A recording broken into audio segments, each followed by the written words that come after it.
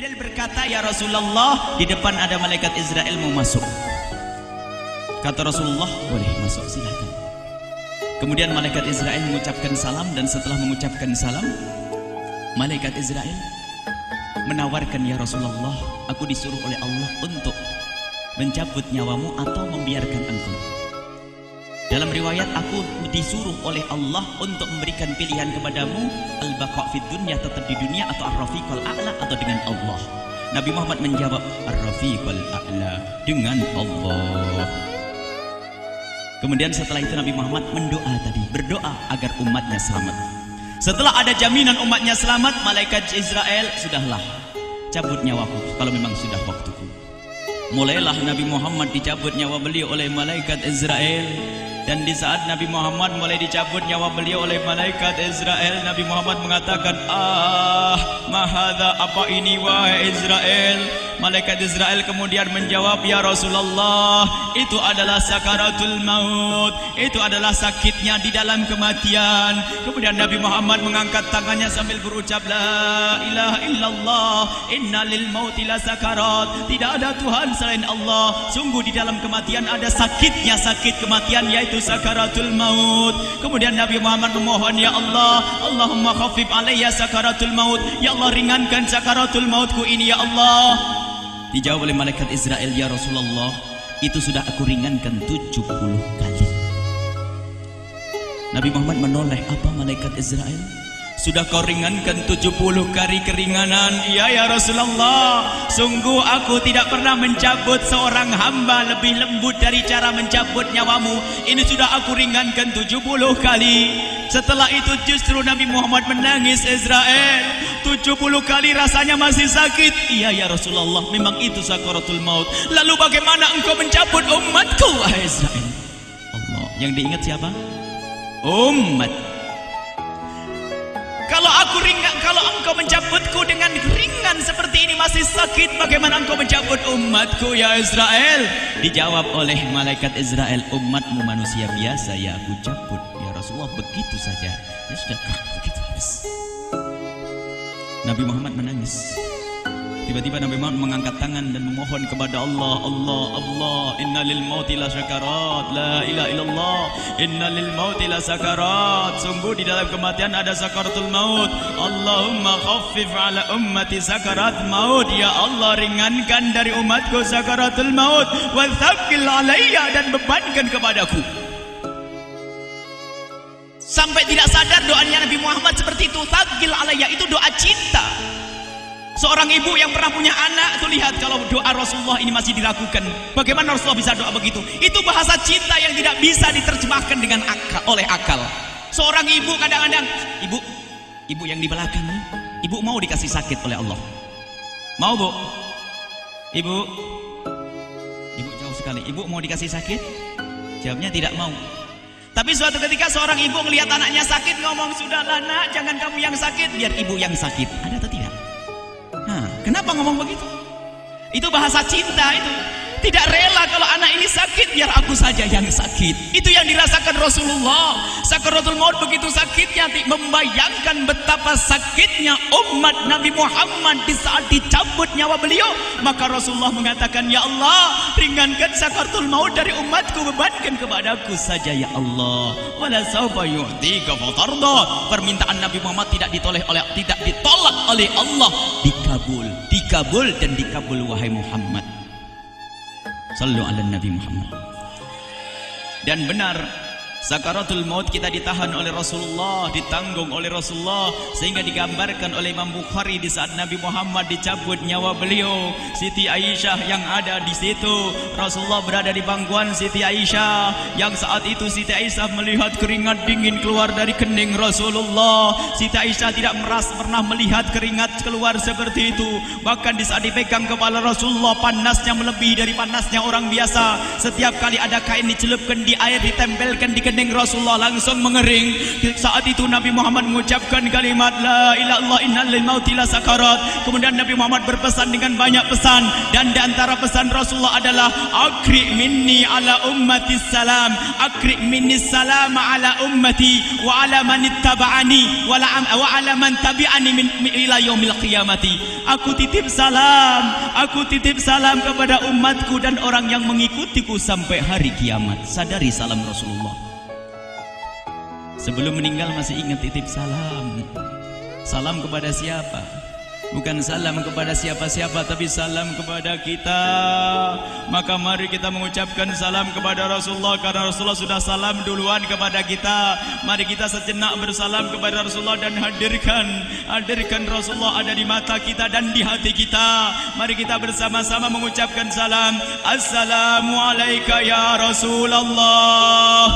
Assalamualaikum ya Rasulullah. Assalamualaikum ya Habiballah.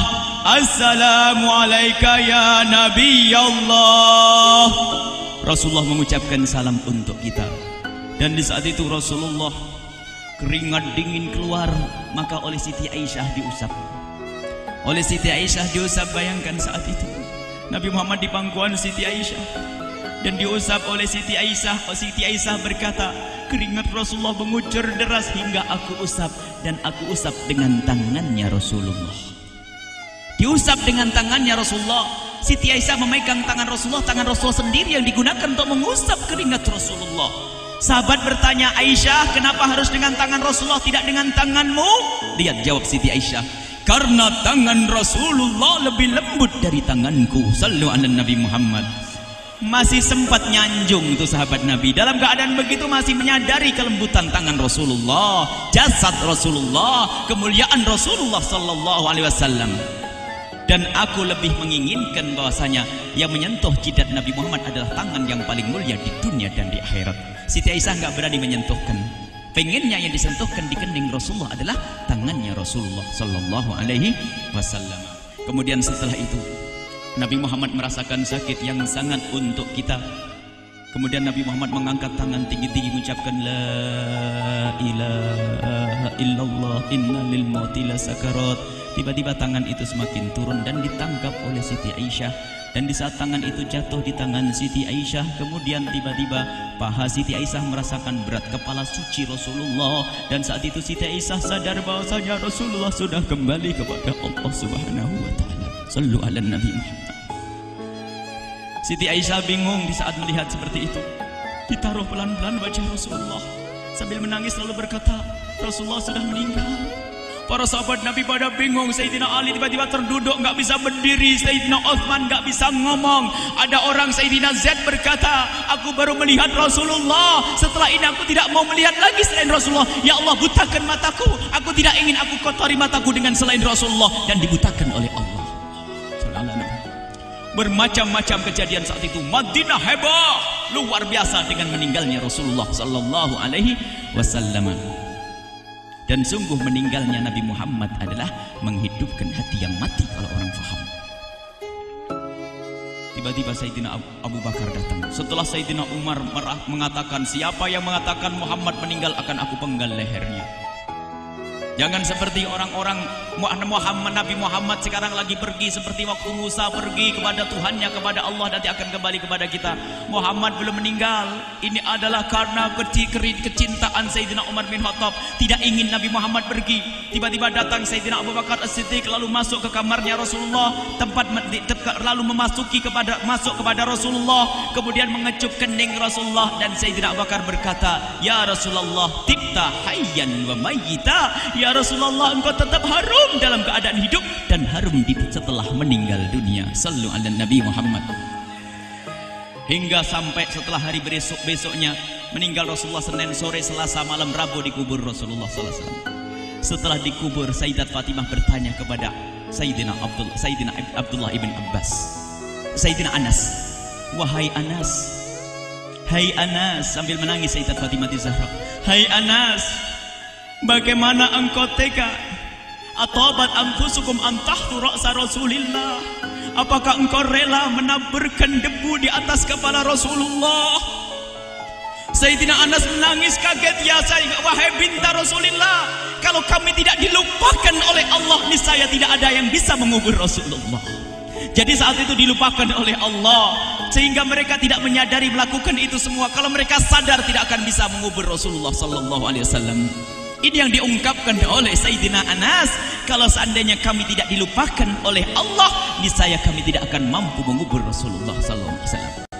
Kami yang hadir di sini, ya Allah, ingin senantiasa hadir di hati kami kekasih-Mu Nabi Muhammad. Maka kami mohon, ya Allah, jadikan kekasih-Mu Nabi Muhammad yang akan, ya Allah, yang akan mendampingi kami kelak saat Kau cabut nyawa kami, seperti yang Kau wahyukan kepada kekasih-Mu Nabi Muhammad. Wa abshiru bil jannati, semua hamba yang beriman akan menyaksikan surga, ya di saat dicabut nyawa mereka. Dan surga, di tempat surga itu yang paling mulia adalah Nabi Muhammad. Maka kami mohon, ya Allah, saat Kau cabut nyawa kami, ya Allah, hadirkan Nabi Muhammad di hati kami, ya Allah. Dan kami mohon, ya Allah, saat di alam barzah nanti, ya Allah, saat yang sangat mengerikan itu, ya Allah, kami mohon hadirkan kekasih-Mu Nabi Muhammad, sehingga kami tidak takut dan gentar lagi dengan malaikat mungkar nakir. Dan ya Allah, kami mohon di saat di padang mahsyar nanti, ya Allah, hadirkan kekasih-Mu Nabi Muhammad. Jadikanlah kekasih-Mu Nabi Muhammad yang akan menemani kami dan akan membonceng kami, membawa kami ke telaga Kausar. Lalu kami diberi air minum dari air telaga Kausar hingga kami tidak akan haus selama-lamanya. Ya Allah, jadikan kekasih-Mu Nabi Muhammad yang akan menemani kami di saat kami menyeberang Siratal Mustaqim hingga kami tidak akan terjerumus ke neraka jahanam. Dan jadikan kekasih-Mu Nabi Muhammad yang akan kami saksikan setiap saat di surga-Mu, ya Allah. Ya Allah, jadikan kekasih-Mu Nabi Muhammad yang senantiasa, ya Allah, kami lihat kelak di surga. Dan jadikan ucapan kami di akhir hayat kami kelak adalah, ya Allah, adalah kalimat agung dan mulia, La ilaha illallah Muhammadur Rasulullah.